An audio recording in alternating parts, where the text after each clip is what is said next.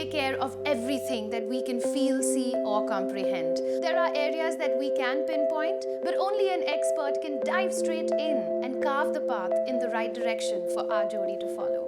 And so we've got our Jodi here to meet renowned psychotherapist Dr. Anjali Chhabria, not because we sense that there's trouble in paradise, because sometimes it's just great to press that refresh button in your relationship. So both of you have become this sorted, practical couple who is going through life but is not really enjoying their life.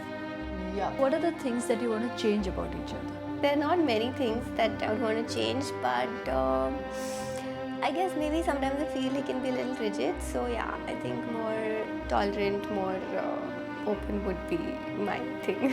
So if you want to go for a party and he doesn't want to go for a party, that means you just can't go.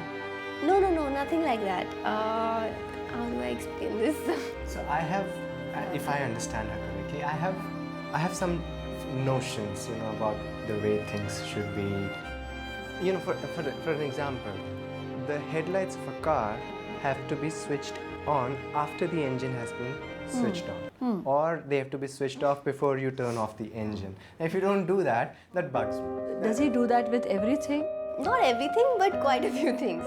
After talking to Aditi and Dev, what I feel is that Dev may be a little dominant, and after some time maybe Aditi will not be able to accept all the little things that he is so forceful about, and then suddenly, like a pressure cooker, either she will burst or she will suppress herself so much that she might even land into some kind of anxiety or depression or just shut herself. So the advice I've given them is that she should also express herself. Given the pressures of work, many a times when I reach home, she's not home, or when I leave for work, she's come back so late in the night that she can barely wake up.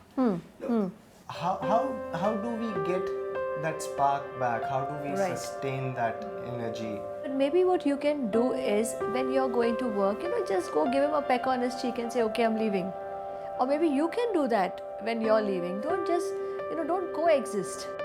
And what about physical touch? Are you both open in your physical touch, or are you very restricted? We do hug pretty often, so You'll have a bath together? I haven't had enough. No, in a while. Okay. You're living alone, right? Both of you? Yeah, but again, Timings. Timings. So let's plan maybe a Sunday morning bath together. Right? To improve your relationship, give the relationship importance. It should not be what you want and what she wants. It should be something what the relationship needs. Maybe you need to spend some time doing things what the other person likes you to do.